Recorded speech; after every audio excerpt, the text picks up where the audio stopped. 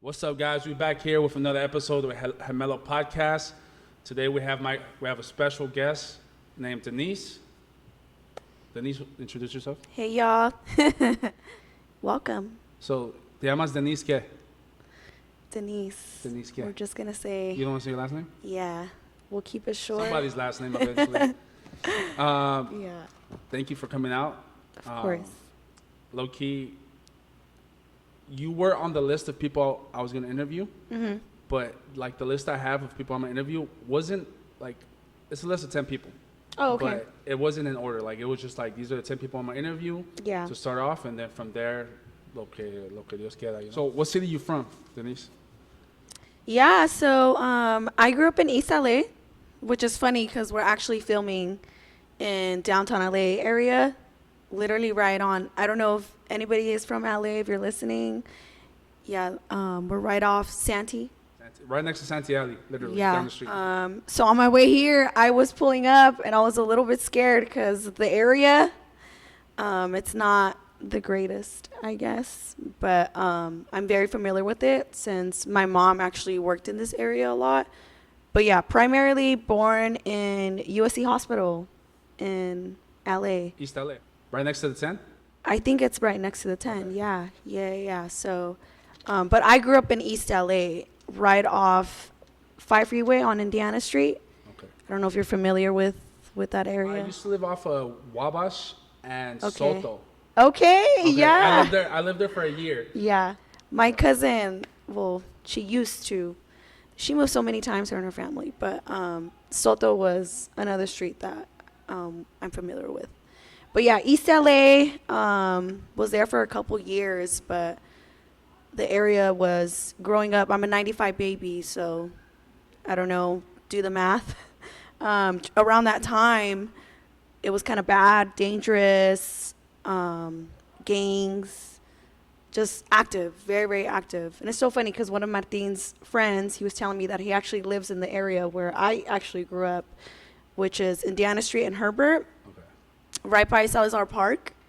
I don't know if you've... Sepa la verga. No? The only Okay. thing I know in East LA where I used to live was like the Yeah. cemetery that's by Yeah. that Swami, that indoor Swami, Yeah, whatever it's called. I think the huge one, right? Yeah, the Mexican Yeah, one. everyone freaking runs there, right? Yeah. That one? Yeah. Okay. Well, everyone runs around the cemetery. Yeah. Yeah. Yeah. I've seen that. I think I went to El Super early morning one day, and I seen people running around the cemetery. I was like, what the fuck? Like, Get oh, active. hell no. Run. Man, Everybody.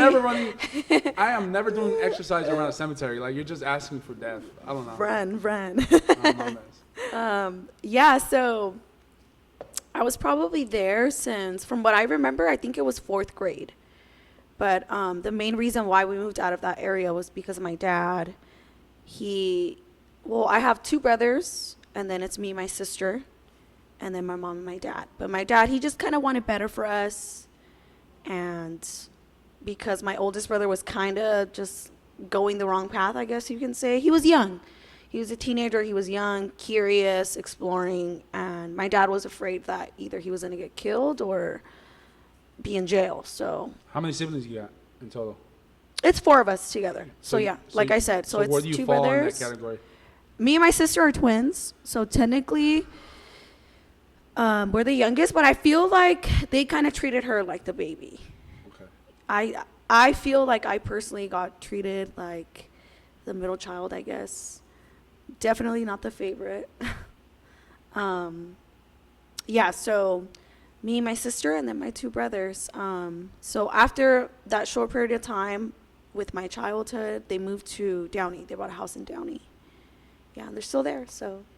So the whole twin thing is crazy. You've never told me you're a twin, because I'm a twin too with You- my sister. Okay, listen, everybody. This is how you know that men don't listen. Nah, she never told me she was a twin. I dog. remember, Never. I remember this. This is probably our first or second interaction. Oh. I had mentioned to you that I was a twin, and you had told me you were a twin too. And I Oh, remember remember. we had like a Spider-Man meme moment where like, oh my God, like I can relate because I'm a twin too. And you told me you had a girl twin, remember?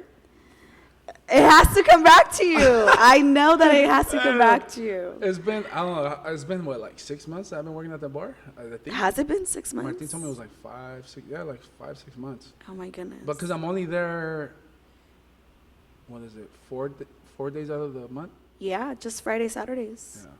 Yeah. Yeah. Oh my God, I can't believe it's been six Yeah, months. because how was your upbringing with your parents and like your siblings? I can't complain. You know, I grew up having exactly what I needed, and like when people Son gemelas a la verga, ¿cómo no van a tener todo lo que quieran? not even that aspect where my dad, like we were, I don't know, I would say that when I lived in that apartment, I probably have some of the best like memories as a little girl, because I don't know if it was the financial like debt that kind of got my parents later on the road. Like, I don't know, like a mortgage is obviously a lot of money, and Because that was different compared to the East LA house you guys. yeah, no. You guys were renting East well, LA? in East LA we lived in an apartment. Okay, So it was a lot cheaper Yeah. versus owning a house, you know? So because of that, I do think that my dad was under a lot of stress, and our relationship slowly started to shift. But when I was a little girl, like in the apartments, I was, you know, the silver tooth kid theory. And I actually did have silver teeth. That was definitely me. I was outside. We're actually kids, you know, playing with the neighbors. My sister is like literally my best friend. So that is probably one of like God's greatest gifts that he could have ever gave me, was my sister, because I was never alone. My brothers, they were around, but our relationship was obviously really different because of our interests and stuff. So, but I grew up having what I needed, even though it wasn't a lot. At the time, I didn't need. I wasn't, I don't know, I guess comparing my life with other kids. For example, like one of the biggest things that I'll always remember is going to the 99-cent store. And me and my sister, we used to love it. And even though everything was $1, but to us it felt like, yeah, like we're getting spoiled. And my dad would only tell us like, okay, 2 items. And sometimes we would come with like 5 things, you know? And it was hard for my dad to tell us no. So he would just say, okay, fine, like have your whatever like you want to buy. Most of the time it was like school stuff, stickers, things like that. But yeah, those are like some happy moments. See, like I'm Downey / Pico, or my parents, because I don't stay there anymore. We used to go to the one on Whittier, I believe. But 99-cent stores, they don't exist anymore. So But that's what I'm saying. It's nice to talk about them because, like, for us, it brings back memories. nostalgia, yeah, nostalgia. Yeah, so that was like one thing that, like I said, I'll always remember. Just going to a 99-cent store. And hey, sometimes I still go to Dollar Tree. There's nothing wrong with that. Cleaning stuff, you know, whatever. So, like, how was it living in Downey? I mean, because East LA was more like like, that was más chiquita, ¿verdad? Compared to Yeah, I knew. Well, at that age, I was how actually old were you? really stubborn. Like when they made the move, I was like, no, I don't like my school. I want to go back to like my old school. But it was because of like the friends and the environment. It was slightly different. ¿Cuántos años tenías when you I was in got home? 4th grade. Oh, shit. So what? We were like 8 years old, 7. I don't know. Do the math. I suck at math too. Yeah. So around the time, I remember telling my mom, like our first week of school, we're like, we hate it. We hate it. We want to go back to East LA. We want to go back to like our friends. And it's so funny. Like, for example, I don't know, back then I was bullied. I experienced being bullied with my sister. And one thing I'll never forget is like the milk thing. I don't know if you remember milk being in bags. Yeah, the And pouches. yeah. Simón. And then being in like cartons. Simón. So when I lived in East LA, the milk was in cartons.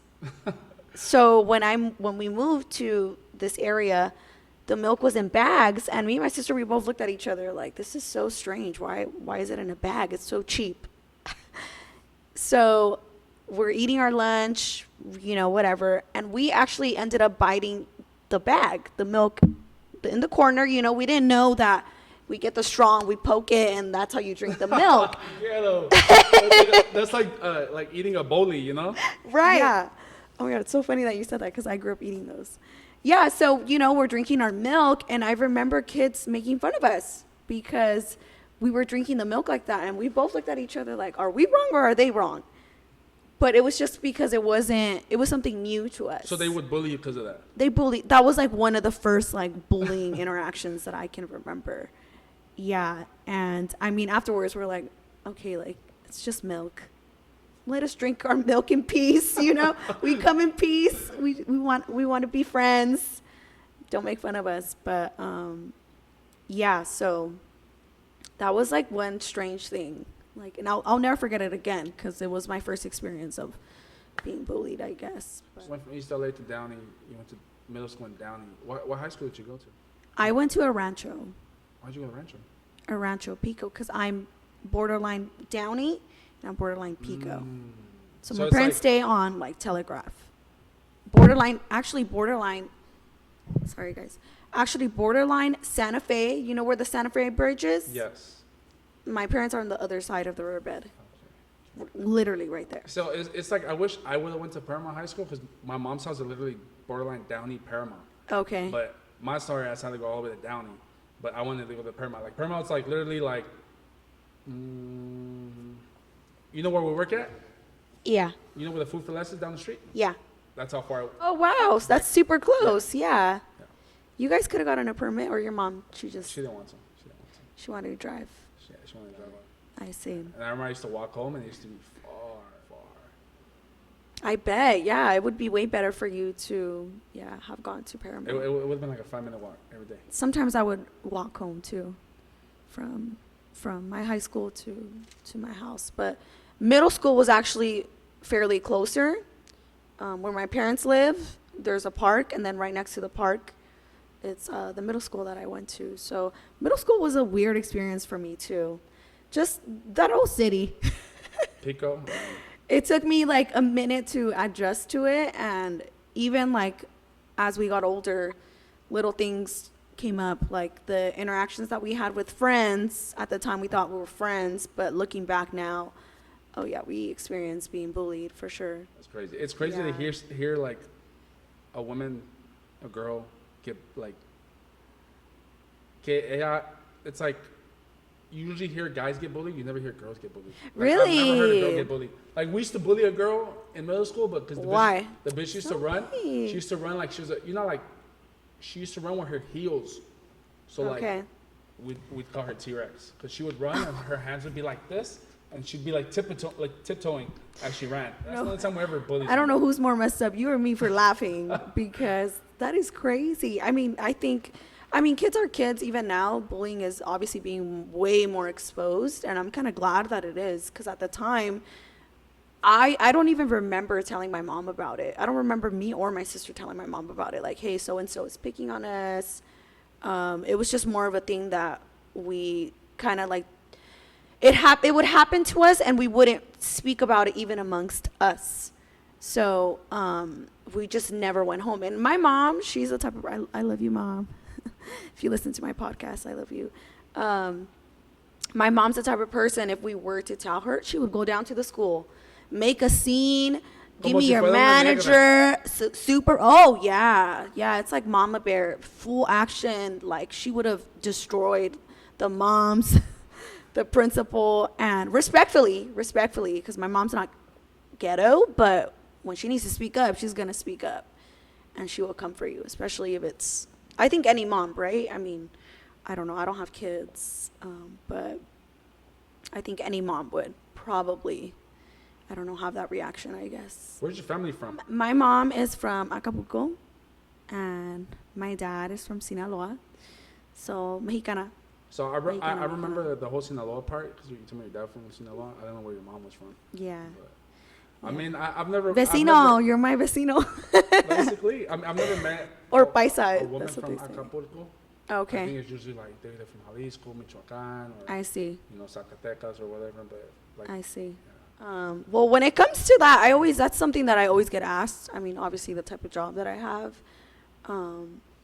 People always ask me, like, hey, like, what's your ethnicity? Where are you from? And I've literally gotten it all. I've gotten Cuban, Dominican, Puerto Rican, Colombian.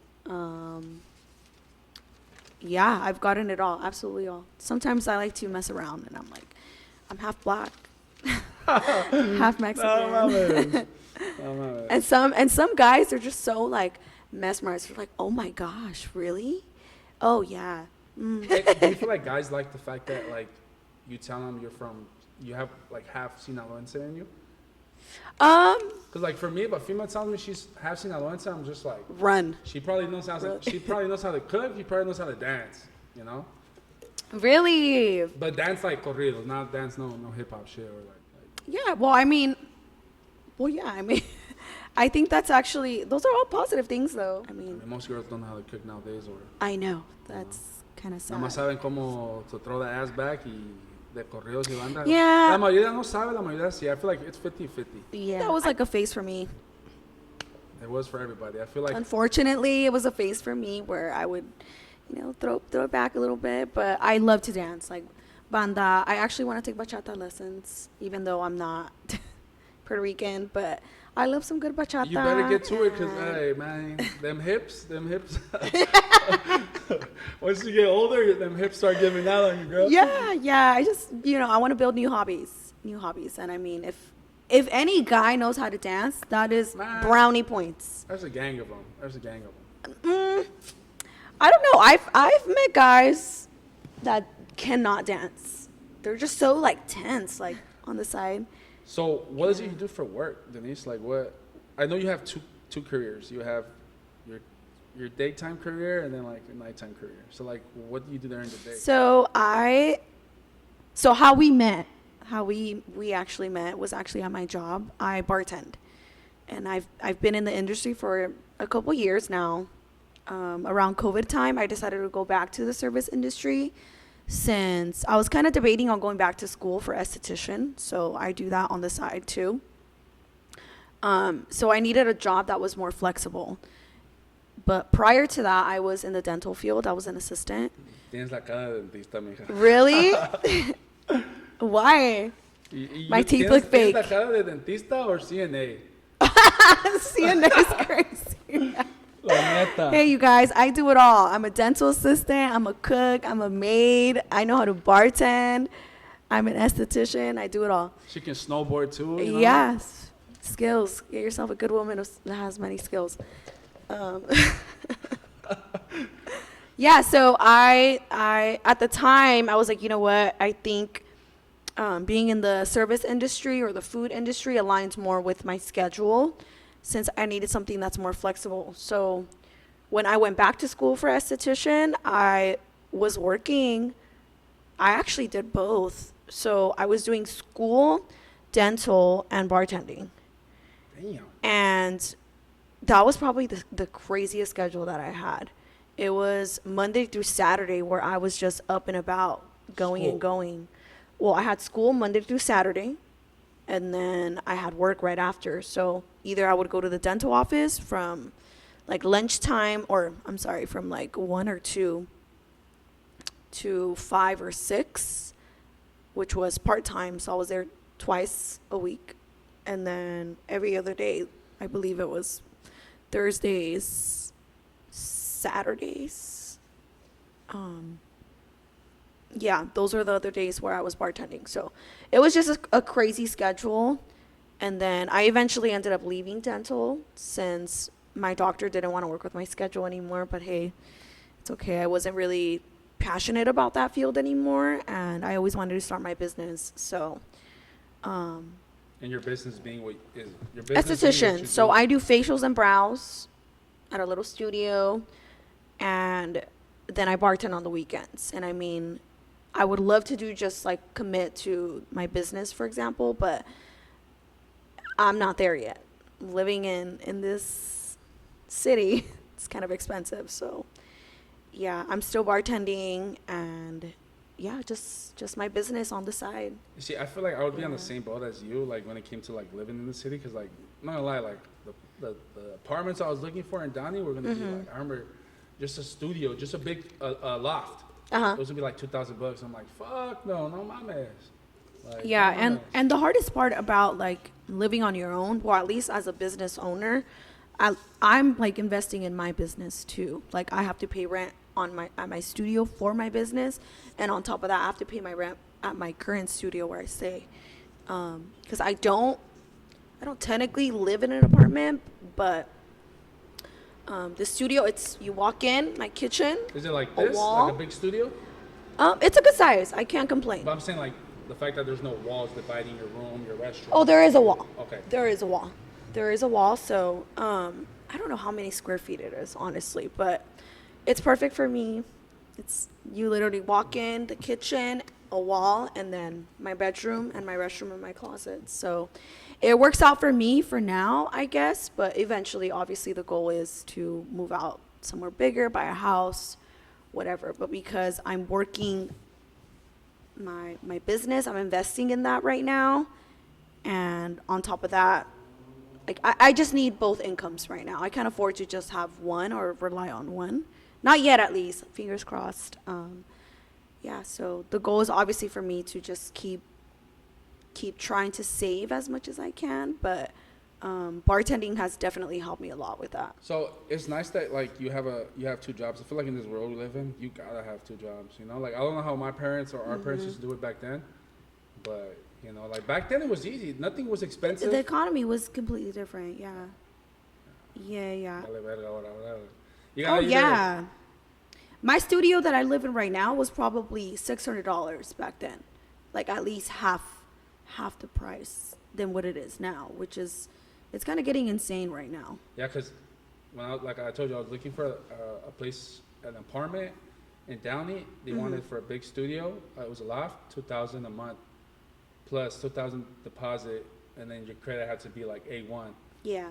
And I was like, fuck no, like no mames. And I ended up finding the place I live at now in Watts. Okay.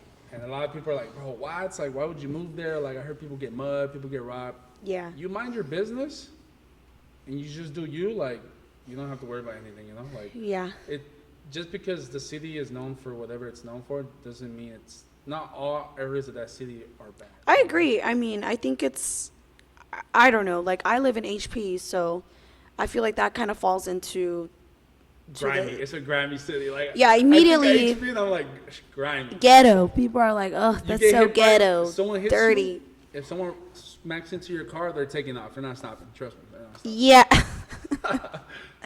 Yeah, but I think it's I don't know. Like at least for me personally, like where I stay, it's the nicer area of HP, but that's everywhere. What's the nicer area, HP? I used to think down Pacific was the nicest area of HP, but it's clean, you know. It's clean. It's quiet. Are you bored or anything? Are you HP border? Like, so I'm less than 15 minutes from Arts District, which is very close to here. Okay. And then same thing with like big, Southgate. Well, it's long. It's very, very long. There's no freeways. That's one of the bad things that I didn't really consider that before I moved out, and I should have, because gas is hella expensive right now. Yeah, so I think for me personally, I kind of got lucky. So the people that I rent from, I live in a duplex / studio. The owners live in the front. I live in the middle, and then there's an ADU in the back. So they're a little bit older, you know, so the neighbors that also are within that area are older too. So it's not like young people around me, they're like partying till 6 a.m. in the morning. It's pretty quiet, and I'm actually a very light sleeper, so I think I would hate my life if I came home and it was just madness outside. But I think when people hear HP, Huntington Park, they immediately think, oh yeah, gangs, cholos, just ghetto, dirty. But like I said, it's actually it's not that bad. Yeah, I mean, honestly, when I moved into Watts, I was thinking like I used to live in Watts when I was younger. So like I said earlier, was born in Linwood. We lived in Watts, South Central area. Back then it was bad, like just like East LA, just like any part of LA was horrible back in the day. Yeah. And when I moved to where I live now, like it's not bad. Like I won't take my daughter to The park down the street? Fuck no. I'll take her to How Downey. funny. I'll take her to the parks I know in Downey. Yeah. And then like my mom lives in Downey, so like me queda cerca. I'll take her to my mom's house for a bit, and then take her to the park, and then take her home. Oh, that's But nice. Yeah. You won't catch me at my local park in the hood with my daughter. Fuck. Oh, funny. I think for me personally, if I were to like go back to East LA, I don't think I would be that scared. I don't know. I was telling this to somebody because they're like, oh, like, I can't believe you used to live out there in East LA. But even like my childhood, I don't remember ever being scared when we would go to the park. I mean, when I lived there, I didn't feel scared. Yeah. The only thing I hate about East LA is, man, so many fucking beaners, like everywhere. Like there's never, I'm a fucking beaner, so I can say that, but there's no fucking parking anywhere, bro. Yeah, Anywhere. Like if you live in an apartment complex, worse. You'll have one parking or two parkings inside. Yeah. And then if you have more than, Yeah. you know, vale verga. Like, Yeah. Vale verga. And it's usually families of like 10 The people. thing about downtown LA too, like certain parts of LA, South Central too, like Oh, yeah. close to Pico Union, like you're not, if you live in an apartment Good luck. anywhere near there, you're fucked. Yeah. Like vales verga. Unless you have your own parking spot and you live on your own, then yeah. That's why where You're I Gucci. live, there's parking outside. Yeah. It's not like downtown LA or East LA, but that's interesting. I feel like it's crazy doing what you do during the day and then doing bartending at night. You know. So I met Denise Yeah. at the bar. I do armed security at the bar she works at. We won't name the bar, but I met her there. I think I my first day there was on a Saturday. You were working with some guy, not you, another guy, a Hispanic guy. I forget his name. He started a party bus. Joey. Yeah. Joey. You remember that? I don't remember. I remember that day because. Was I drinking? I don't yes, remember. you were. Oh my gosh. Everyone was there. Everyone was there. But he was. It was weird because he was working, but then he wasn't working because he was serving alcohol, but then drinking alcohol. It was weird. I remember that. Sounds day. like Joey. Yeah, but it was busy. I remember that day was busy. But I don't think we spoke that day. We probably spoke the weekend after. I see. But yo soy un platicador. I feel like I don't have an issue talking to people. I feel like I've never had that issue. I did have that issue in school, though. I was really shy. I don't know, if anybody like knows me from like way, way back in the day, I think I've always been the same. Just weird. Weird, obnoxious, maybe a little bit, just a tad bit. Mm-hmm. But I've always been very vocal with how I feel or what's going on in my head. Sometimes it's gotten me into trouble, but I mean... What you mean trouble? Like, what type of trouble? Yeah, like, I don't know, like my sense of humor, for example, it's not for everybody. I don't know if you've ever been around someone that's just so serious. No, yeah, I've been around people that have like dark humor, though. That too. I'm pretty good. It's not for everybody, but... Yeah, definitely. I mean, I don't know, just like taking a look at me. Okay, I wouldn't say I'm extroverted, because if I'm like in a room full of, I don't know, a lot of people, I will not be the one to approach somebody. And sometimes people tend to take that the wrong way because they're like, oh, she looks like a bitch. Resting bitch face, RBF face. I've gotten that so many times. But that's not really the case. I think it's just me like being afraid of being who I am because not everybody is welcoming. Not everybody takes it the right way, I guess. But once you get to know me, they're like, oh my God, you're actually so nice. And yeah, even the type of job that I have, for my business, it actually works out. Since I'm very personable, I like to get to know people, like outside of, you know, their interests or what their skin goals are. Ask questions. And that was actually one thing that our main, I would say, I guess, the principal of our school, she told us that the type of job that we have to be able to hold a conversation with our clients, like have a relationship with them. And if you're constantly like stuck in this bubble, it's not going to work out for you, I guess. And I mean, with social media now and everything that is expanding, you kind of have to be comfortable with just speaking, having conversation and stuff. So it's so funny that earlier you're like, oh, you know, I don't know how to feel right now. But for me, as long as I'm confident about speaking whatever topic it is, then I'm okay. Yeah, or else me invento las cosas. Whatever comes to my head, I just be talking, yapping away. What have you learned from being in this field that people should know? Esthetician or my Both. service? I do believe that everyone should have some type of food or service industry job because it teaches you a lot about other people. And for example, with bartending, I've seen so many things. I mean, a lot of people that are there like every day kind of makes me sad sometimes because I'm like, oh yeah, my people, pull up. Sometimes it makes me wonder, like, damn, like you're probably so broken inside that you need to take 10 shots of tequila every day. And that's what I told you about people going to the bar. Like, I'm not a bar person. Like, I'll go to like a Cap. No, hell no. I'll go to like a place Cap. like Mambo's that has like live music, you know? Oh, but it's a okay. restaurant / bar, you know? I'm saying cap because even before this, you're like, oh yeah, I need a little alcohol in me. Yeah, to loosen up. I totally get it. Yeah, I totally get it. But if you're turning to alcohol to like numb pain, which is unfortunately like one of my like things that I actually had to learn from being in this industry. At least at my place, they actually let us take shots, so that can. See, that's what I'm surprised of. When I'll be seeing you guys drinking, I'll be like. I actually requested a NA bottle, liquor bottle. NA stands for non-alcoholic, by the way. Okay. So if somebody wants to buy me a shot, I just pour the NA tequila bottle, but it's not really a shot. It's a mixture of apple cider vinegar and like other additives. You don't feel it, obviously, because it doesn't have the alcohol effect. And you have that at your job? I have it at HG. And why haven't you gave it to me? You always she's over here trying to get me drunk all the time, and like I can't drink while I'm holding a gun.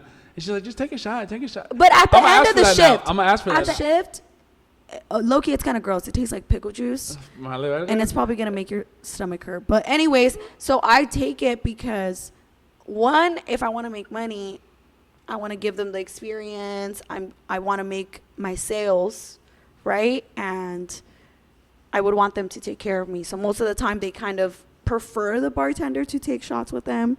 And I mean, if you think about it, most people that go to bars, they just want somebody to talk to. Are you always taking fake shots now? I gotta ask. No, I have a history of just being a complete disaster in there, which I'm not proud of. And that's like one of the things to look into. Like if you're gonna commit to a job like this, just be very self-aware. Be very self-aware of where you work, be responsible, don't overdo it. If I can give anybody advice, obviously just the time that I've been doing this, don't run to it as medicine, because if anything, it's just going to drown you in a deeper hole, and it's just not going to solve anything. Alcohol literally there's no benefits to it other than people thinking, oh, well, it spikes up like my what do they call it? There's like a certain term of your brain, but it gives you like dopamine. I'm sorry, dopamine. It gives you courage to speak to that liquor girl courage, the dopamine. It's supposed to give you that, but later on, there's actually been so many studies that say that your anxiety and depression actually like spikes up as that wears off. So, and I kind of believe it just based off of personal experience. So, I mean, pros and cons to the industry, of course, because I have met so many wonderful people that I will never forget. And if you're still in my life, I love you guys. So, like, why'd you decide to go from that daytime job to becoming a bartender? Like, why couldn't you do something else? Like, why you had so many options? Why choose bartending? Well, not so many options. I mean, I just wanted to go for something that I can make like money quick, and I can work with my schedule, like my business hours. And it just works. It works best for me. Sometimes I don't like my schedule, if I'm honest with you, like getting off so late and then being so exhausted. Like if I work 12 hours or whatever amount I work, kind of sucks sometimes, but it works right now. That's what's working for me. So I don't know how much longer I'm gonna do this, but yeah. Someone asked in the questions. I did like a poll. Somebody asked. Let's go to it real quick. What do they want to know? What does America want to know? Well, because we're talking about the whole. Okay, it's funny because the sound I put for your like ask questions. I put a photo of you. I'll show you right now. You put a photo of me? It says, Ask her if she gets better tips depending on how she dresses. Oh my goodness. Why did I have a feeling that this question was going to come up? That is so funny. Like somebody asked it. Yeah, that is so funny. So, well, based off my own personal experience, I can't speak for every other bartender. I literally just wear whatever I want to wear. We don't have a uniform at my job, so there's nothing that I need to follow. So if you guys know me, sometimes I dress like a boy or sometimes I dress like girlier, you know? So I'll go in with my cargos, crop top, sometimes a big sweater or jacket, big pants. But I never feel the need to show off my body to make more money. but do you feel like you get tipped more? Realistically, though. Damn, If you know what? I should probably test it. Test it tomorrow. I should probably test it because I've never felt the need to do that. I'm pretty confident in my customer service and how I take care of people. I usually make decent amount. Obviously, every bartender has their bad nights, especially if there's only a certain amount of people that show up to the bar. But or if you work at the bar that we work at. right. Yeah, so I should probably test that theory and see. Have you asked amongst like your coworkers, like if? Because I would, for a guy and a girl is different, you know. But I would assume, you know, si enseñas más nalgas, si enseñas más pecho, Right. you know. Right. And I mean, there's obviously girls in the industry that do prefer to dress that way, and I'm assuming it's because they think that they'll make more money, or they probably do. Who knows? But for me personally, like what I'm wearing now, you'll probably catch me wearing at my job. Just all black sneakers or my work shoes. Sometimes no makeup. Yeah, that's so funny. But Look. I would low-key feel like I need to test that. Like on a Saturday night, maybe wear like some shorts and like a little crop top. So I or posted. something. I posted this picture. Oh my goodness, I look good there. I posted this picture. And I basically put like, what questions would you like me to ask her? And then like for the songs, I put a sexy red ski. I hate you. I'm probably gonna think like, damn, this girl's really about her money. Somebody asked Sexy red. if she knows how to fight. A female asked us. So I If you ever got personally into a situation at the bar, like not where I need to throw hands, but so I ended up taking boxing, and that's one of the reasons why, because I wanted to learn how to defend myself. I personally don't like being aggressive. I don't like to fight. I don't like going back and forth with people. Like, if a situation were to escalate, I just simply ask them, hey, you know what? You're kind of being disrespectful right now. security. I let you guys handle it. Yeah, I'm very quick to security. I put my little light on. Get them out. But there's been probably like one situation where me and another coworker, for whatever reason, you know, under the alcohol, it changes people. And these girls were actually flirting with our manager. And my coworker decided to call her out because she's like, hey, girl, like, that's not cool. You know that he's in a relationship and they're basically married. Girl should have just minded her own business, but whatever. They start arguing, blah, blah, blah. And since her and the girl are arguing, she was with a friend. So her friend starts calling me out in the back.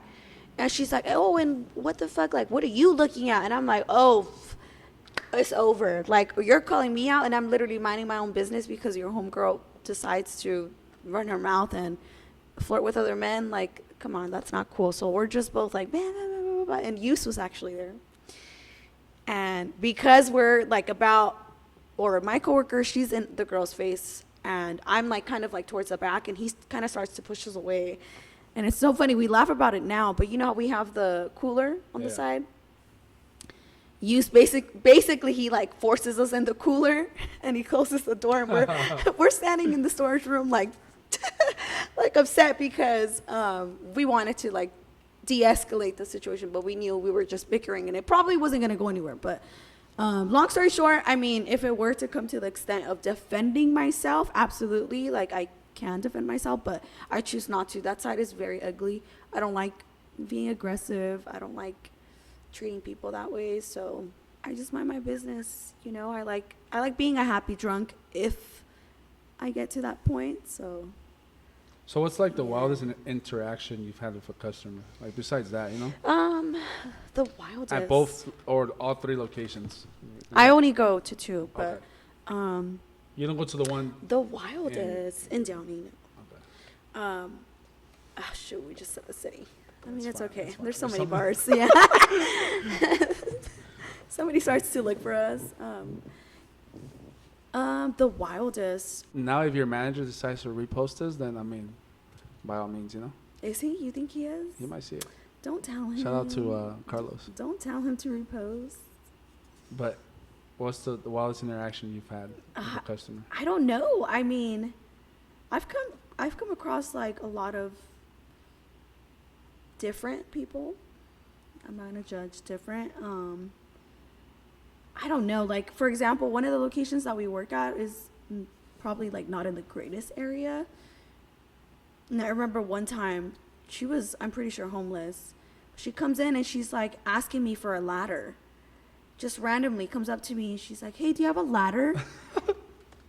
She has like a bag on her, and I'm like, "Whoa!" Like, what? I was like, "No." Like, I was like, "I think you're confusing me, or you're confusing the place." And she walks out, comes back in, and she asked me for a shoe, and I'm like, "Hey, do you have a shoe?" Yeah. So I don't know. Like, there's obviously like a lot of interactions that go throughout my day too. And sometimes if I have somebody that's like, "Oh, well, do you remember my name?" I low-key feel bad sometimes because I don't remember their names. But nothing that I can think of right now, I guess. What was your take on that whole situation that happened a while back, a couple of weeks back or a month back? What situation? With your regular. What's your take on that? The one where... The one that got knocked out. I mean, for me personally, like, I understand that there are certain, like, rules and regulations that security need to follow. But the person who actually did that was not security. So I was kind of upset about that. And the people that were involved in that situation kind of decided to lie about it too. And that's not cool, because if I consider someone a friend or someone that I depend on or like trust on, there's no reason to lie. Okay, so long story short, there was a regular that I had. He would go to almost every Saturday, right? Her best and only regular. I mean, she has a couple other regulars, but no, one but of the best. This man, you guys, this man, sometimes the bar would be extremely slow and he was still there. Tip me, and he would tip me after every single bottle that he would get. And on top of that, he would offer me shots. So to me, it was a win-win. You know, have a little drink in my hand if I want to, because... Cool guy. He would offer me drinks too all the time. See? Cool vibes, genuine. I felt like he wasn't very, like, creepy with me, at least. Yeah, sure, like, he would make comments like, "Oh, eres una mujer muy trabajadora, muy bonita, se falló, se la faltó tu ex," things like that, right? But it was never like anything where I felt uncomfortable or, like I said, where he was creepy. So yeah, I was a little bummed out that they decided to de-escalate the situation like that, because I don't think it was that serious. I think he was just so like intoxicated and so gone that I don't even think he would have remembered that part of the night if him getting his ass beat wasn't even in the picture. Besides that, has that ever happened to any of your regulars?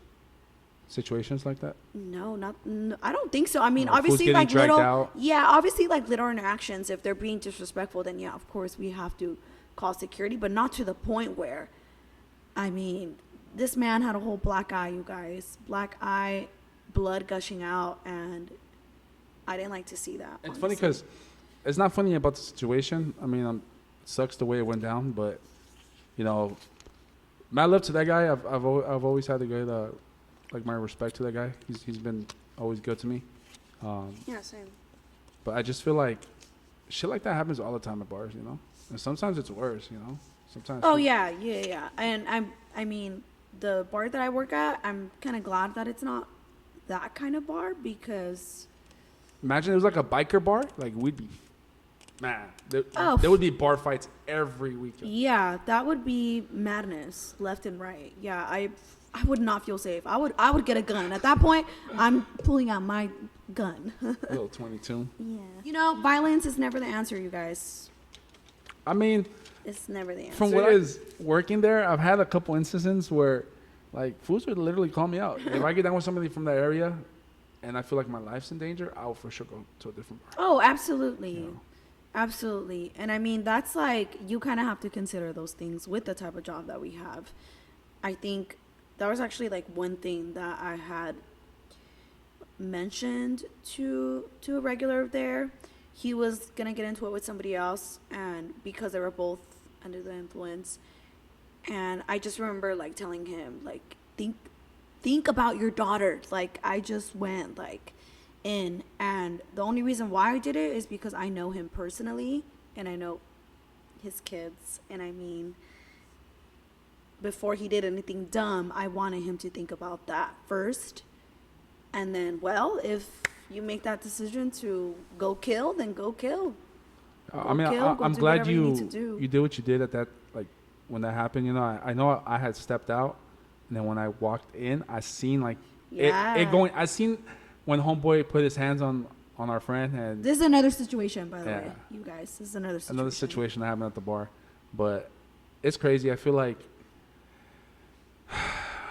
when it's meant to be, it's meant to be. You know, when if I feel like people grow up in different environments, and I feel like, like nowadays, if like you call someone a certain word, it's a fade. Oh, game over.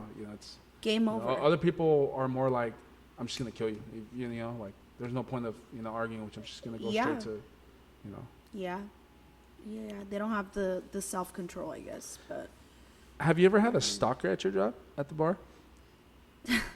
Unfortunately, yes. And is that common? Is it common amongst you? It was probably one of the scariest situations that I've been in. I probably only had 1 or 2 other interactions with this guy, and I remember I haven't seen him since. Thank God. I would lose it. It was a busy night too. I remember, and I'll never forget how he looks too, because I was genuinely scared. But Hispanic guy, huh? Hispanic guy, yeah. I was taking care of him, we were on, it was cool vibes, and he took care of me, like, tip-wise. But for some reason, towards the end of the night when we were closing up, I don't know if he was upset at the fact that we were closing, or if he was upset at the fact of my manager not being there, because he kept saying, I want to speak to the manager, and I'm not going to leave until I speak to the manager. And I just remember him just being so arrogant and so aggressive, where I'm telling you, it was like a switch. And I'm pretty good at like sensing energy, reading people and stuff. And for some reason, this guy just gave me a really bad vibe. And at that point, I'm like, you know what? Like, this guy is probably going to do something. He starts saying like, oh, you don't know who you're talking to. I work for certain narcs in Mexico. Like, was it recently? I run this like whole city. Like, I can find out who your family is. And there was another guy at the time. He was a regular at the time. I actually haven't seen him in a while. But he mentions to me that he took a picture of my car, my license plate. I don't know how he knew what car I drove, but I'm assuming it was just one of the cars that was in the parking lot. So he probably put it together. So I'm getting scared. I'm getting anxiety. I'm like, well, like, what is he gonna do? Like, what if he does like have connections with like the police? You know how they say that narcs have connections with police. But is your license plate? Do your license plate go back to your house you live at, or your parents' house? Parents' house. But at the You're time, not gonna worry about. But at the time, whoa! It's my like, mom and my dad. If I have a stalker, and she's like. But at the time, I still lived with my parents. Oh, okay. So I'm thinking the worst now. I'm like, what the fuck? Like, what is he gonna do?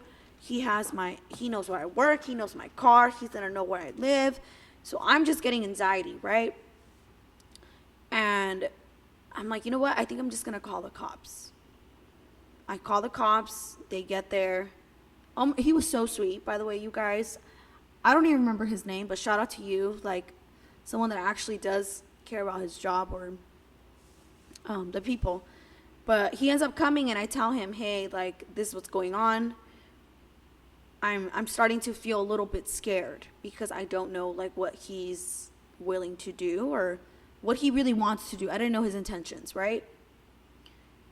And he's like, okay. He's like, if you want, I can wait for you to close up, and then... Police officer said that. Police officer. Right.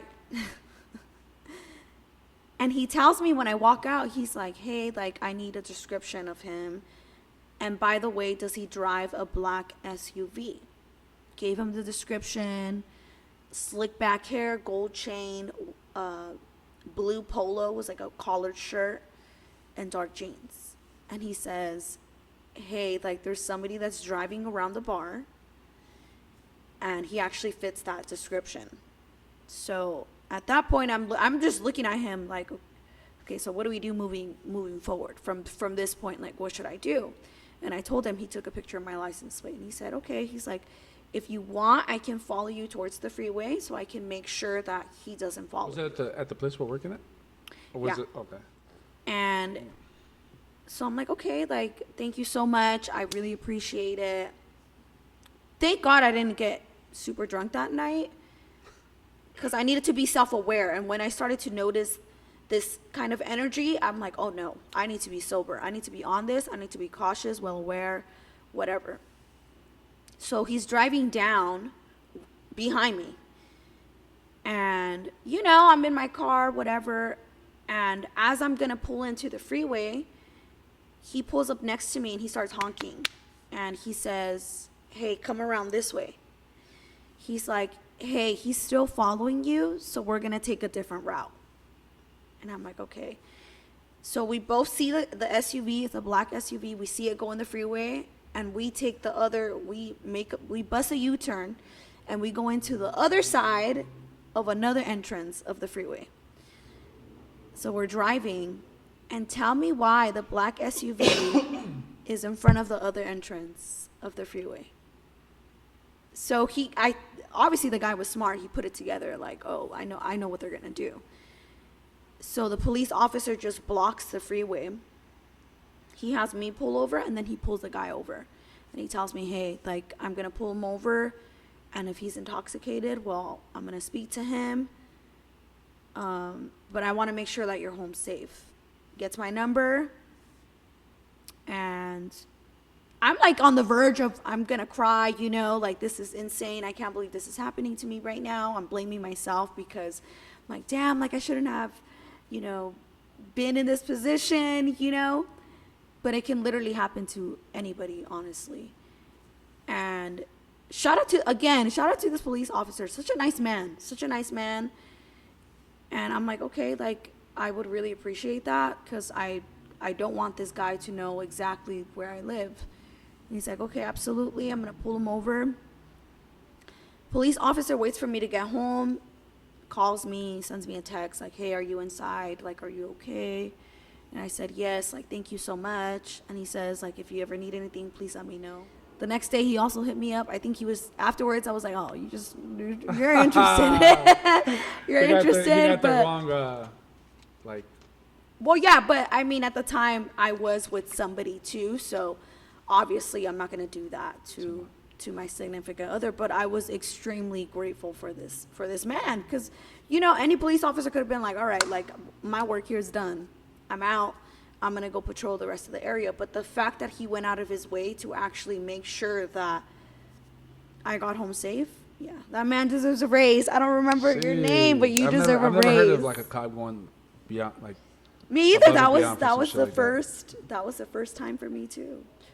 First time, but like I said, I'm kind of glad that I listened to my gut. Ladies, listen to your intuition.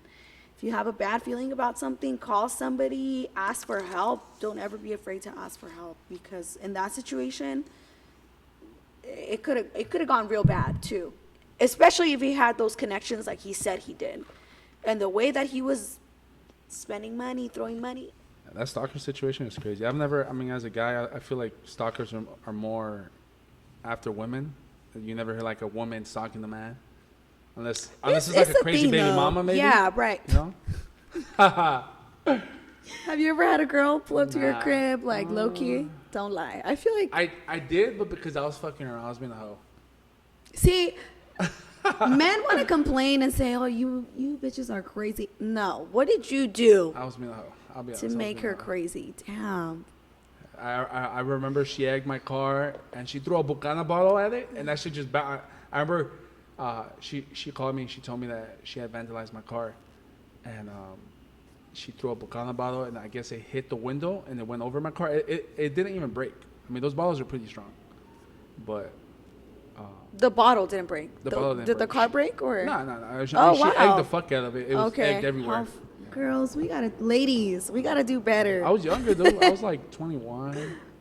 Like 20, 21. Oh, yeah. Oh, my God. I'm remembering around that age, too. Me, my sister, and her best friend at the time. The guy that she was going out with was just a hoe too, and I remember we egged his car like a couple of times too, bologna and eggs.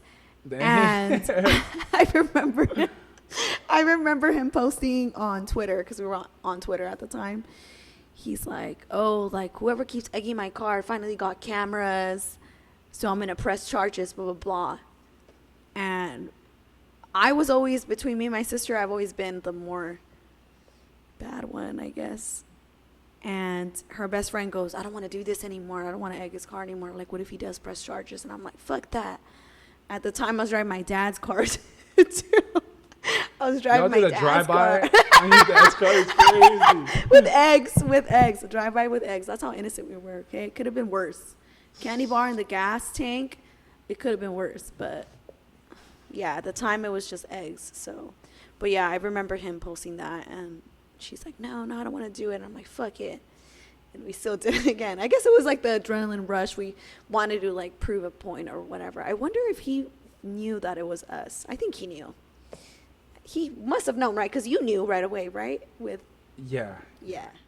I'm going to ask you a question, but it's all up to you if you want to answer it, don't answer it. Yeah, what's up? No creo que llores. A mí si lloras. Oh my God, I'm a crybaby, so maybe. Why? What is the longest relationship you've been in? And why did it last the years it did?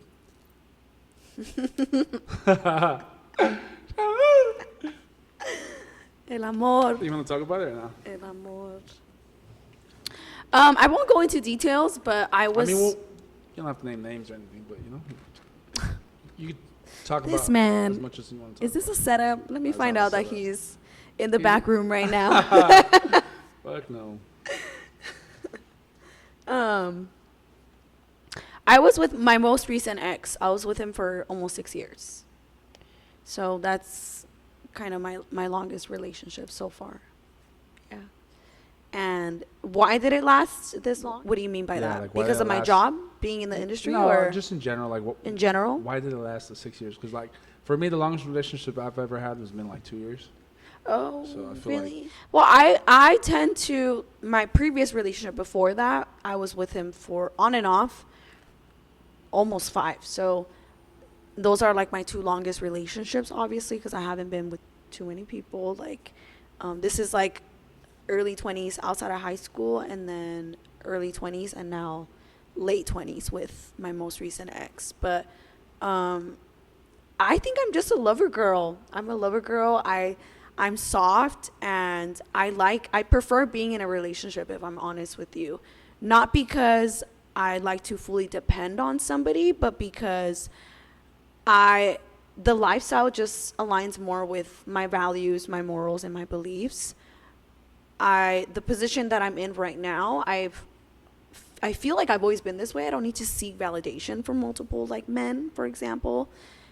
And yeah, I just like, I want to take care of like my significant other. I want to cook for him. I want to support somebody. I want to grow with somebody, and I like to learn from other people too. So And that was actually one positive thing about, my most recent ex, is that he was very intelligent. So if I can learn from you and we can help each other, then by all means, let's roll with it.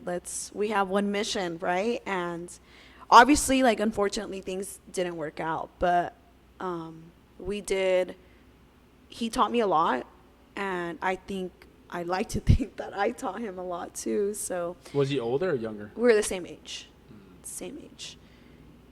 But also, like, part of that, like, lately I've been thinking, like, okay, I think we come across certain people that fulfill their journey in your life, and whether that means them no longer being in your life, that is completely okay. And if it's in God's will, it will always find its way back. So yeah, I'm just I don't know, like, I prefer being in a relationship. But right now, since I haven't been in a relationship, I haven't been single for, like, a long time. So I'm not looking for that right now. I want to focus on myself, and the free time that I did have that I was giving into that relationship, I'm kind of giving it back to me, because it's allowing me to find out new things about myself. So obviously there's pros and cons about being single. But were you, like, not allowed to do certain things when you were in a relationship? Like I know a lot of toxic relationships, past experiences that I've had, like, they stop you from hanging out with your friends. You stop doing things, whether it's playing basketball with your friends on the weekday, or if you have any goals you want to complete, they kind of push you away from there, or they don't want you to succeed in certain things. Like, was that something that was happening in your relationship when you were with your ex? No, I was actually very fortunate where he was, like, supportive in most of the things that I wanted to do. Obviously, like, if I'm out with my girls, anybody would get upset if you're out until 4 a.m. in the morning. So that was obviously, like, something that we had to come to agreement to. Like, and hey, normal. I'm not going to be out, like, a certain amount of hours anymore. But controlling to the point where he's toxic and, hey, no, like, you need to stay home, and you can't do this, you can't do that. Like, okay, dad. Like, I don't want to date my dad. I want to date somebody that has that trust in me. So and especially working the job that I have, the industry that I have, the trust needs to be there. Absolutely needs to be there, because, I mean, if you can't handle it, then just don't date me, And I think that comes with several other industries too. Like, I don't know if you've ever heard this, but I've heard that nurses are not the biggest putas in the world. Yeah, biggest hoes. The biggest hoes. It's just they have bad rep, But I also heard, like, cops have extremely bad rep because they're always working amongst each other. Yeah. Among. I've heard my stories. So it obviously takes a very strong. I think it's every career, whether you're a cop, whether you're a nurse, a dentist, even a stripper, And I've told you this multiple times. Bartenders are like strippers, in the sense that you guys interact with guys. This man. All night. Someone come get their man, please. Interact with guys all night, and yeah, but we're not making a clap and telling them, "Hey, baby." Hey, put that cash on me. You're not making it clap. Spread them cheeks, baby. We're not saying that.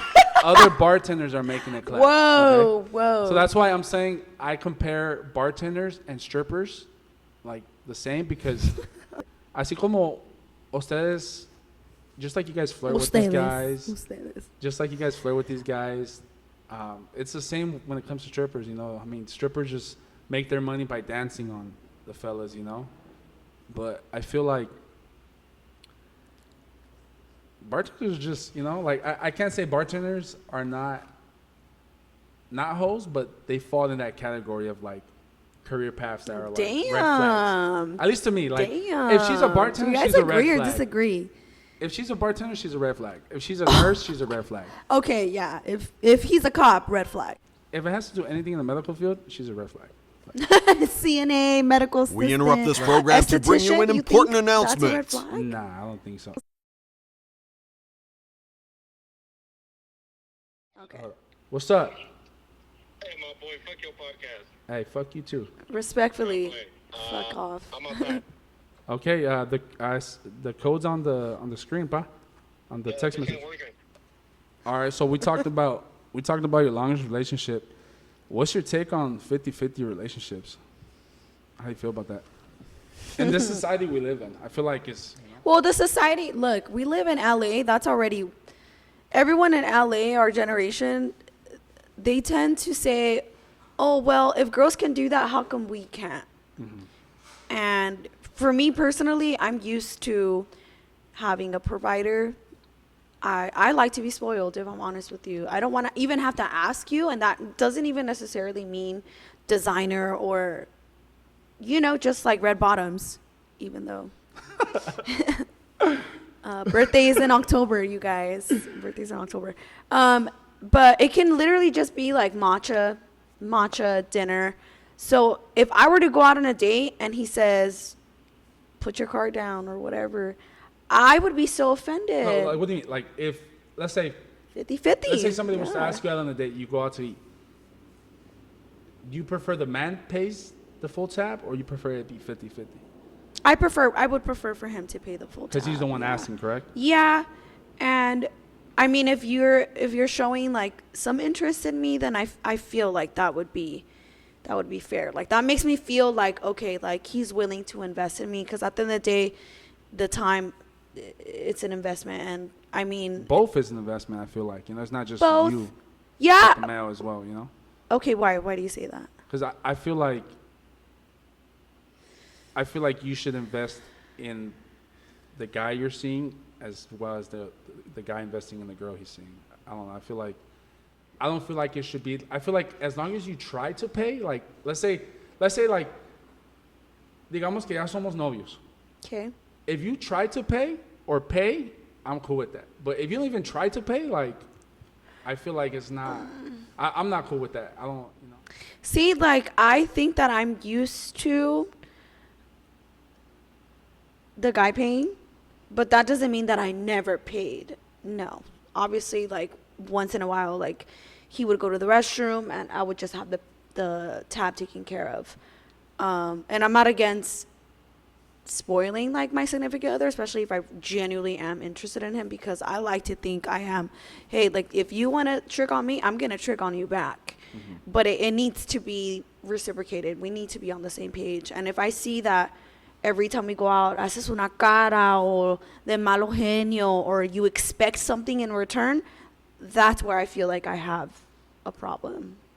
Because not everything, you shouldn't expect anything. Like, if you're doing it, it should come from the heart, I feel. Do you think a relationship should be 50-50 when it comes down to it? No, Like, I don't think so. You live with somebody, you think it should be 50-50? Yeah, like, if I were to live with somebody, it would be nice to, like, help out with, like, a bill here and there. Yeah, groceries, his necessities, like, I don't know. But if he expects you to pay, like, half the rent, then I would be like, whoa, papa. Like, I pay for my own rent right now, so, like, what are we doing here? So, yeah. But, I mean, hey, if that's cool with you, I mean, do you, boo? But do you have any friends in this industry that have, like, stabbed you in the back, or any, like, fallouts you've had with them? Have you had any fallouts with any? Yeah, unfortunately, yeah. Other bartenders, Unfortunately, yeah. I think the industry that I've been in, I've been blessed to meet some amazing people in the industry. Connections also. But I have been with friends with girls that kind of allow that environment. It just gets to their head, if I'm honest with you. And the type of person that I am. What do you mean, like, gets to their head? Because alcohol is a serious, like, thing that you can, like, quickly get addicted to and get lost. The fast money, the environment, like I said, and just the lifestyle that I have right now, like I mentioned earlier, that doesn't really align with the type of friends that I prefer to have.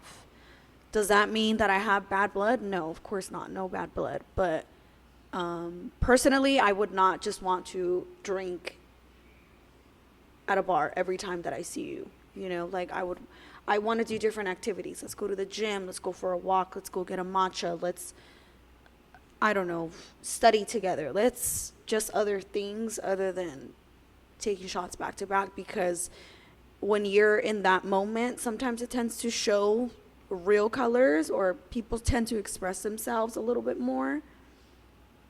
And it happened with me where I was best friends with some people and alcohol was involved, and things just escalated into, oh, she said this, she did that, I can't trust her because she's still friends with so and so. So me and this group of girls, I'm talking about a specific group, we just all went our own ways. I don't speak to them anymore, and I don't hate them. I actually, sometimes I still think about them, and I just quickly just mention them in a prayer, wish them the best. I hope they're doing well. And yeah, but I think that comes with obviously other factors, not just, you know, the age, emotional maturity that can also add on to the problems. But it happens, I guess. La vida loca. Do you have any crazy stories growing up? No, I don't think I have like crazy stories where I was like a menace to society. It's because you grew up in Downey, that's why. If you would have grown up your whole life in East LA, maybe you probably would have had some stories. I would have been a little chola, maybe thin brows. You would have been knocked up. You would have been the somebody's baby mama. the lowrider scene, maybe. No, I was honestly like a good girl most of the time. I was afraid to try new things or to be bad until like high school, senior year. That's when I wanted, my curiosity just took me over. And yeah, because I was a good girl for the most part. Like I was in honors classes at one point. We were also in sports. So you were smart. Me and my siblings. A little bit, yeah, a little bit. A little bit. I got a little bit of brains in me. Just a little bit though. I was in sports. My sister was too, and my brother was too. So we were all, it was a very active family where my mom, shout out to my mom, best mom ever. We all did different sports. So my brother was in tennis, I was in basketball, and my sister was in water polo, swimming. So just imagine that schedule. Mm-hmm. Different times. My sister had practice at 6. My brother had practice right like at after school, and then sometimes I would be the latest, like 7 o'clock. So my mom would just drive back and forth for us. But yeah, so I was good for the most part until I wasn't. That's what happens though when they reserve you, put you in a bubble. Don't do that. You have a little girl, don't do that. Yeah. Nah, I mean, for sure, I want my daughter to play the sports. You know, I mean, she's gonna be a tall baby, you know. So basketball for sure. Is she? You think so? Yeah, she's gonna be a tall baby. Her mom's tall. I'm tall. You know, I'm 6'3". Like her height? Oh, her height? She's 5'6", 5'7". No, she's pretty tall. Yeah. Going back to that question about the longest relationship, like, how long do you have to be in a relationship with someone to start talking about marriage? Like, how long does it have to be? Like, how long do I have to be with you to start talking about marriage? I mean, for me personally, I would prefer the sooner the better. Just set your intentions from the beginning. And I mean, if that's not the ultimate goal and that's hers, for sure, let her know. Please let the girl know, guys. But don't you think, like, but for me personally, I would say I don't think I would wait more than 2 years for somebody to tell me, hey, like, I'm gonna marry you. But I mean, yeah, so I can't speak for like personal experience, but so all those guys that have been in a relationship with their girls 5-10 years. Oh yeah, what's happening though? What's your thought? Like, you think they'll ever get married? I'm gonna say 90%, probably not. No, I don't think so. I mean, I could be wrong. There's been a couple people where I've come across where we've been together for 10 years and he finally proposed. Like, congratulations. Mm-hmm. But do I think it should have taken you that long? No, but who am I, right? Yeah. I don't know if you can agree, but a guy knows. I think most guys know when From the start. I think it's from the start, you know? From the start, yeah. When they see the girl, they're like, oh, yeah, she's the one. If I don't crack a girl the first night, I know she's the one. Crazy. So we talked about this off camera. You want kids, huh? Yeah, I do want kids. I would prefer to have kids. But if I don't, I think I'm finally in a place where I would be okay with it because of the times that we're living in. So if it doesn't happen, it doesn't happen. Yeah, for me, I think I just wanted my daughter. I don't, you know. That's it? You're done? I'm done. I mean, it's a wrap? Some of you ladies are crazy. That's all I have to say. Some of you ladies are crazy, you know. Some, because I do believe that there's still good men out there. Yeah. Not too many, but there's still good men out there. So I have hope. I still believe in love. I mean, you think you'll have kids in the next 5 years? Because I feel fingers like crossed. as a woman, your time frame is short compared to men. Like, yeah, fingers crossed. But if it doesn't happen, if I'm honest with you, if it doesn't happen within the next 2 years, I'm not gonna have a baby. Would you consider adopting? I have considered it. Yeah, I have, but I don't have a final answer yet. Mm-hmm. Yeah, because my sister wants to adopt. She doesn't want to have kids. She wants to adopt. Yeah, I have considered it though, definitely. And I mean, if it's just me and a baby girl that I adopt, you're more than welcome to hang out with me. I'm cool. I'm fun. Are you cool with being a madrastra, a stepmom? Let's say you never have.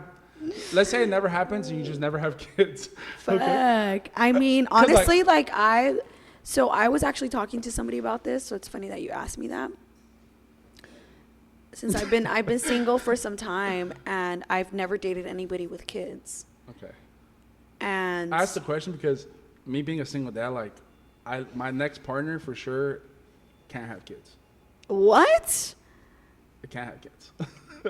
That makes no sense. I'm sorry to all the LA girls, such a Orange hypocrite, County girls, bro. but my next girl cannot have kids. This man. I don't want no baby daddy drama. I don't want, I can't see you today because so and so. And I think it happens to us guys as well. You know, like I have my daughter. Sometimes I have my daughter all week. You know, but if I want to make time, I'll make time. You can't really say that though, because when love hits, nah. I mean, what if you fall in love? I'm 28 years old. Like I don't got time for no bullshit. Like my next girlfriend. Oh shit. Is either kids is either a couple years younger than me with no kids, okay, or around my age, no kids. You know. But the times that we live in, though, that's kind of hard to find. There's nothing but single mamas out there. For me personally, like, damn, I don't know. So I'm saying this because I was mentioning it to somebody that I met somebody who has kids, and a very attractive man, very attractive, very well off, great job, super intelligent, and I don't know, something about him was just like pulling me in. And when he mentioned he has kids, I was like, whoa, okay, like that's cool. I didn't want to judge him for it because, like I said, I actually love kids. I would love to be a mom, but I remember telling my friend, like, damn, girl, like, I do not want to be an evil stepmom, as a joke, obviously. But, yeah, I've never been in that position where I've dated somebody with kids. So I don't know how I would even go by it, or even if I would commit, because that kind of scares me a little bit. What like scares the commitment, baby mama drama, or no. You're not working out, and then that connection. The connection, yeah, the connection with the kids, and then if we do like fall apart, then I would be like, damn, like I would be grieving him, the kids, and I think I would, the type of person that I am, like I would take it extremely hard. So if your significant other doesn't want any kids, but you genuinely love them, would you try to force the idea of having kids? No. Or would you just end Absolutely not, no. It's a wrap from there. Wrap it up. What are we doing here? We're not going to be just playing house. I mean, if I have certain dreams in my life, I should be able to accomplish them. And if that doesn't align with you, then that is completely okay. Be honest and just communicate. Yeah, but if he or she does not want kids, and you know for a fact that that is something, because for me personally, since I was a little girl, I've always known, hey, like I want to be a mom. I want to have a baby. I want to experience that, bringing another like being into this life, like the experience of pregnancy, the cravings, the having a baby inside of you, literally inside of Baby you. shower, gender the baby reveal. shower, yeah, like those are all things that I have always looked forward to. So if I was dating somebody for a period of time, and if he tells me, hey, like, I just want to let you know that I don't want to have kids, all right, that's it, we're done. That shit's crazy. You know, I Yeah. feel like a lot of relationships end because of that. You know. Oh yeah, absolutely. Like I have a friend. She's lesbian. She was about to get married with her partner. Mm-hmm. Everything was good. They loved each other, but in the beginning they were like, you know what, like, I don't want to have kids. Me too. They both thought the same way. And right before they were gonna get married, she was like, you know what, like, I've always wanted to be a mom. Like, that's something I've always wanted to do. And she had to end things with her partner because her partner did not want to have kids at all. Like, there was no convincing, It's my no sister. adopting, you know? It's my sister. My And- sister is a no. You know, She's she had to absolutely end things with her soon-to-be wife, you know? But it sucks. I mean, I'm glad the person I chose to have my kid, like, wanted to have a kid. And, Oh, you know, it was everything was yeah. planned. You know, it wasn't just, like, an accident, like all these LA babies in LA. But, Yeah, wrap it, you guys, wrap it. yeah. But, I mean, Condoms are not expensive. But. I mean, I'm happy, you know? Yeah, I mean, that's a blessing for sure. Because I feel like if with my ex, for example, if we would have had a baby, I would have been happy. Because it's like, damn, well, at least I got a baby. But you wouldn't be with him. That would not be my preference, obviously. But like the way things ended, you think you would still be with him, or you wouldn't be with him if you had a kid? Would you? We would still fought be for the together, yeah. relationship? Yeah, we would still be together. Because I from the get-go, I always knew I'm not going to be a baby mama. You have to put a ring on it.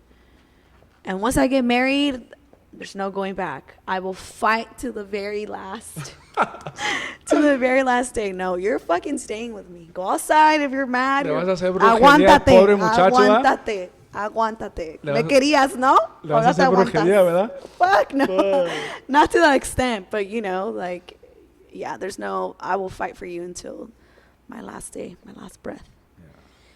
Hey, what you think about the Dodgers? That's my it's team. Dodgers- it's That's Dodger my season. team. Go Big Blue. I plan on wish going to the games? I was at the opening game. I wish. Yeah, absolutely. Yeah, at least a couple, you know. My girls actually already have told me, like, hey, we need to go to games this season. So Let me know. yeah. Why you're trying to? What's Let's up? go. What's up? I'll invite our mutual friend. Okay. You know, and Okay. we'll all go. You know. Okay. Yeah, I'm down. I usually don't drive there. Union Station. That's fine. We'll take his truck. He can park anywhere. Yeah. driving the big whip. Driving the big whip. Martin can drive us Bertha, anywhere. we're gonna be driving Big Bertha.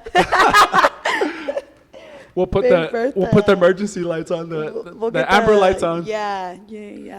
And then if they ask what we're doing here, we're like, oh, we're just here to tow a vehicle. Yeah. Seriously, we're here with the players. Sheesh. Respect. Just But yeah, I kidding. mean- But yeah, that's my team. I've been wanting to go to a Dodger game since last World Series. They're so much fun, huh?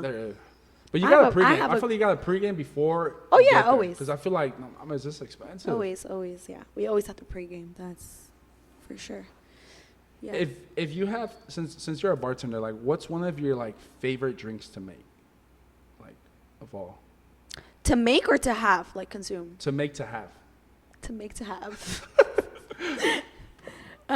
My drinks of preference are usually martinis, Moscow mules, and I like Hennessy. I like the dark. I'm glad I didn't bring a The bottle. dark 'cause stuff. I like the dark stuff. Yeah. I've been slowing down, but yeah, those are usually my preferences. I usually try to stay away from like sweet stuff because that gives me a really bad hangover the next day. But I've learned that because I love beatboxes. I love buzz balls. those Pero are the worst. Al día Yeah. siguiente ando valiendo pa' pura verga. Oh neta. yeah, and champagne. I'm a champagne girl. That's what I I'm a was going to tell champagne you. girl. I like champagne, but I can't have it. I love like the bubbly like sensation, like when you swallow and that after, like, oof. I can't love have it because of the apple in it. The Because they're all apple, right? They're all apple, like No, not all No? of them. like Not all apple of them. flavor. Not all of them. Some of them tend to be like on the sweeter side, but not all of them are apple. I'm allergic to apple. It's like What? Yeah, I'm allergic to anything like apple, like cider, like oranges, apples, grapes. No way. Like, oh, that sucks. Yeah. That sucks. Because I'm a fruit girl. I can eat fruit. I just can't eat apples, grapes, or oranges. Yeah, those that's mango, pineapple. Yeah, but apples, grapes, and oranges, damn, those are some of my favorite fruits. Yeah. Damn, that's like some no apple pie. Nada. And there's not even pastillas I can take for that because Obviously. I'm lactose intolerant, so I have like. Oof, on top of that. I have a lactose intolerant pill, so I can just take those. You know? Yeah. Damn, that sucks. Are you allergic to anything? Besides Not that I know of. I think corn slightly. Slightly. What did you say? I said, are you allergic to anything besides toxic men? Ugh, that is my number one. Number one. I'm allergic to liars. I'm allergic to toxic men. I'm allergic to Cops? bullshit. I'm allergic to. That's unfortunately on my list. Yeah, cops. I'm allergic to cops. But hey, if you come my way, I can't say no. You better not have a snowboard because this girl likes to snowboard. A cop and a snowboard? Oh yeah. Sheesh. Game over. But Game over. I think that was all I wanted to ask you, to be honest. I mean, it was a cool little podcast. I 'Kay. feel like It's a wrap. after you guys. this, we should do a part 2. But I need to know more about you. There's only so much I know about you now. Like after you telling me you have a twin. I mean, you told me that from the get-go, but I forgot. Yeah. But Okay.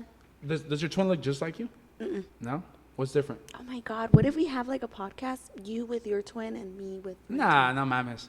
She won't. I mean, she'd be down, but we're not like you and your twin. Like. Oh, she's not like me either. I know what you're saying. Yeah, like I my know what you're sister. Like when I used to get like in fights and shit, my sister would have a feeling I got in a fight in high school, Oh no way. and then she'd be like, "You got into a fight today?" Huh? I'm like, "Yeah." So she knows when I'm like Damn, either bad. trouble or danger. Bad. Oh, my sister sent me a text not too long ago, and she's like, "Hey, like, I woke up sad today because I have a feeling that you're sad." And it was actually the day that me and my ex were supposed to be officially 6 years. And I told her, I was like, "Damn, like, I actually did wake up sad because we were supposed to be officially 6 years." I like teared up a little bit, but it wasn't because, oh my God, like, I'm so depressed. I miss him. I want him back. It was more like gratitude, like. Yeah. Like, I'm grateful that I was able to experience that kind of love and, you know. Pues lo bueno que se acabó eso y que se vaya La vida sigue. que se vaya mucho a la verga ese güey. Ya a lo que viene, like whatever's next, you know. La vida sigue. La vida so, sigue. Yeah. Yeah, la vida da muchas vueltas. Yeah, that's it. Well, thank you very much for being on my podcast. I appreciate you for coming and talking to me. Yeah, of course. We'll for sure do a part 2. Yeah, future co-host. Future co-host. Something Yeah. we've been. She's busy, so that like that's another Future topic for another co-host. day. We're gonna rebrand possibly, but we'll see Yeah, we'll see what we get into. if it's in God's will. Maybe add some liquor to the next podcast, cause. Oh yeah, some champagne. Yeah, I mean for you. I mean, I'll take a bottle. Oh, that's tequila. right. I keep forgetting. Yeah. Hennessy. But it's your boy Melo and Denise. Denise. Yeah. Till next time, guys. Thank you, guys. Love.